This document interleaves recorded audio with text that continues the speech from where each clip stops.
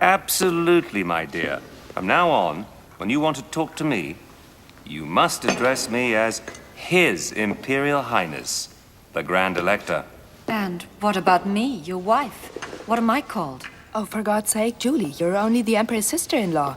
It would be the last straw if you had a title while we, his own sisters, aren't even princesses. Speak for yourself, Caroline. I am a princess. Well, it's not fair. It really isn't. Why her and not us? Because Pauline married Prince Borghese. I can't help it if you and Caroline preferred to marry generals. My dear Bonaparte, I trust you don't see my marriage to Caroline as a bad match. You're my friend, Murat, and that's worth all the titles in the world. When I give my friendship, I never take it back. But a crown can be lost. But I would be grateful if you would stop calling me my dear Bonaparte. Remember to say sire when you address me. And this goes for all of you. But it's a family gathering. The imperial family from now on. All the princes of Europe are watching us, and they can't believe what they see. Those Bonapartes aspire to the rank of Royal Highness. And they are not even aristocrats. They are barely French. We will show them we are their equals. Don't nurse any illusions, Carl. If we want those people to treat us as equals, we must behave as they do. They will mock us at the tiniest slip. Doesn't bother me at all, except that France, and the honor due to France, is at stake through me. And I'm sure you will never change. Emperor or not, your white bridges will always be covered with stains. I don't know what you do with your bridges. He wipes his pen on them, of course. Let's discuss my coronation. It will be the 2nd of December in the Notre-Dame de Paris with the Pope's blessing. The Pope? You want the Pope to come here? But you don't know what you're talking about, Napoleon. You can go to Rome to see the Pope and receive his blessing, but he will never come here just for you. Yes, he will. He owes me a lot. I drew up the Concordat that restored peace between the church and the state. Without it, there would be no more religion in France, and God would be just another émigré. I see you've planned everything. Almost everything. Becoming emperor also means founding a dynasty. How will you do that with a woman who hasn't even bothered to bear you a child? I beg you, Lucien. You're talking about the mother of my wife. What of it? We're not talking about your dear Hortense. That's enough. Do you think she would have abandoned me if I'd lost on the 18th Brumaire? If I'd been thrown into prison or even executed? No, Lucien. Josephine would have never abandoned me.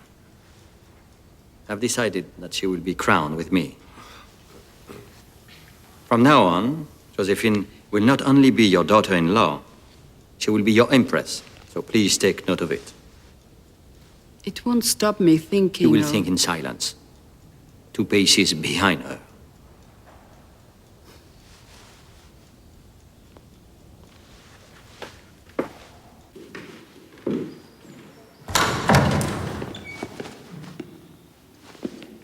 Eavesdropping? I was just passing by, sire. I walked very slowly. You are Minister of my foreign affairs, monsieur, not of my family affairs. Yes, of course, but I couldn't help overhearing, sire. I fear your brother Lucien is correct. An emperor without an heir is in an extremely tenuous position. A successful attempt on his life can annihilate everything, not just the man, but his work. Sire, I think you should take all the time you need. You will find a delicate way of explaining it to her. Explaining it to her is not a problem. I love her. That is the problem.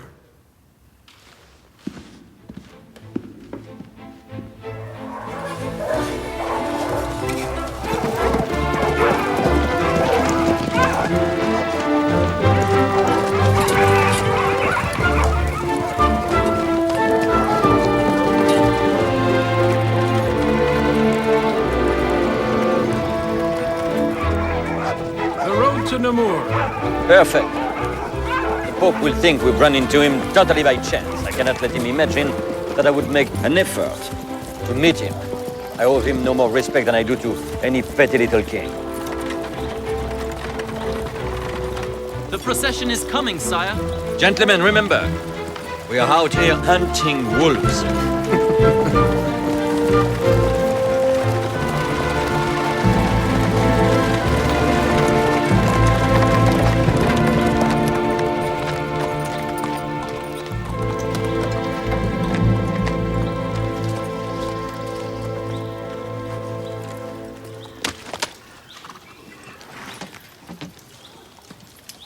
Excuse this dreadful mud, Holy Father, but it's been raining so much lately.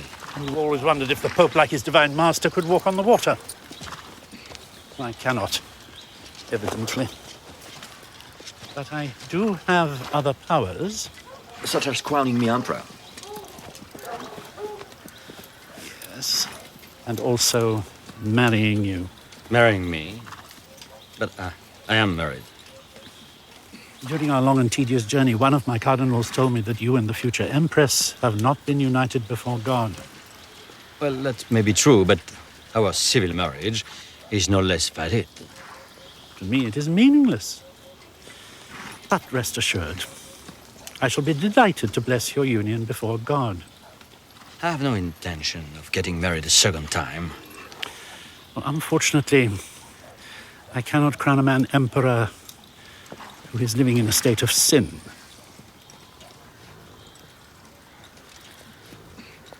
Very well.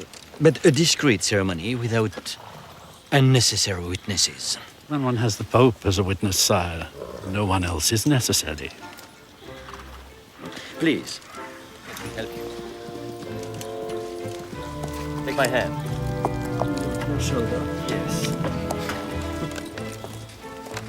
Push! Great. Yes, harder.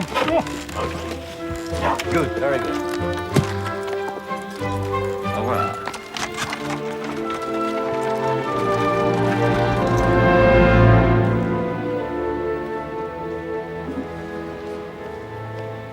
I'm having the cathedral entirely redecorated. My idea is to transform Notre Dame into a Greco-Roman temple. That is to say pagan. That is to say spectacular. Isabelle, you have depicted me as smaller than Monsieur Talleyrand. Well, sire, I was merely respecting nature's proportions. A man's scale is determined by his destiny, not by nature, monsieur. Of course, sire. So you will stand here. And you will be over there? I fear my arm will not be long enough. For what?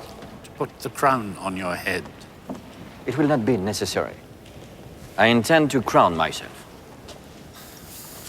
Then why am I here? To bless my reign. Oh, who exactly are you asking to bless your reign, sire? Almighty God, or his humble deputy on earth, the Pope? Humble. Is that the word you use to describe the thunder of organ music? Clouds of incense, altars full of flowers, robes trimmed with gold. Sire, you confuse God with religion. On the contrary, I separate them. On the one hand, a theory, God. On the other, a certitude, religion. It gives human society a framework. People would have no reference points without religion. We saw the results of that. When, during the revolution, the churches were looted and the priests guillotined. The country toppled into anarchy, the chaos and madness of the reign of terror. You can do without God, but not without religion. Do without God? Can you live without faith in the immortality of your soul? Without belief in the everlasting life? If you had ever been on a battlefield, you would not believe in God either. But I spend all my days and all my nights on a battlefield, sire. The whole world is a battlefield. And every man who suffers is a terrible defeat for me. Place the crown on your own brow if that is what you wish. I will pray it does not become too heavy for you to bear. Have you ever regretted being Pope? It terrifies me, sire. Every day that God gives.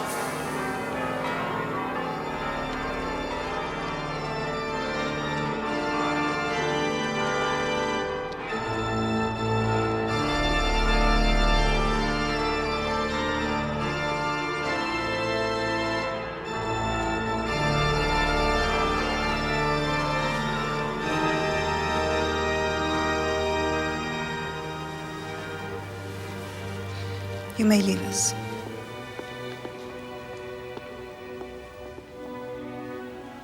My God, you're beautiful. Not a day over 25. It's makeup. A painter invented it and helped me put it on, working highlights and shadows, as if I were a masterpiece. You are. Your masterpiece, then. The masterpiece of your love. May I have your permission to say that? Do you doubt it? Not when you look at me like that. Not when we're alone, just the two of us. It's the other people who frighten me and spoil everything. The people I'm giving every excuse to hate me. The trick is not to see them. Keep your eyes on me. But I won't be able to at the most important moment, when I lower my head. Then remember that my eyes will always be on you.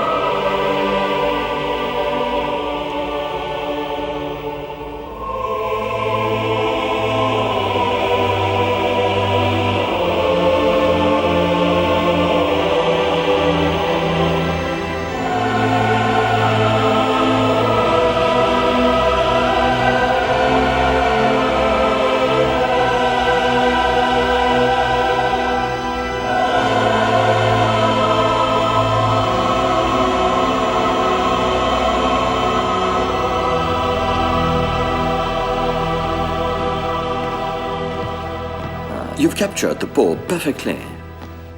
He looks as if he'd been made to sit for you and forbidden to move. How bored he seems, poor fellow. All he could see from his position was the back of your coat. Where's my mother? Well, nowhere, sire. Since your dear mother preferred not to be present at the ceremony, Because she couldn't bear the idea of seeing Josephine glorified. A cat fact. But history will never understand why she was absent at such a vital moment. Here, David. Paint her right here. Make her easy to see. Give her a beautiful dress and see that she looks radiant. Sire, I don't know if your dear mother would appreciate. She'll be furious. She's very stubborn, like everyone else in the family, but with time, she will be grateful that I saved her from appearing so petty. Very well, David. It's going to be beautiful. When do you think it's going to be finished? Well, sire, it takes time, you know. 2 years, maybe 3.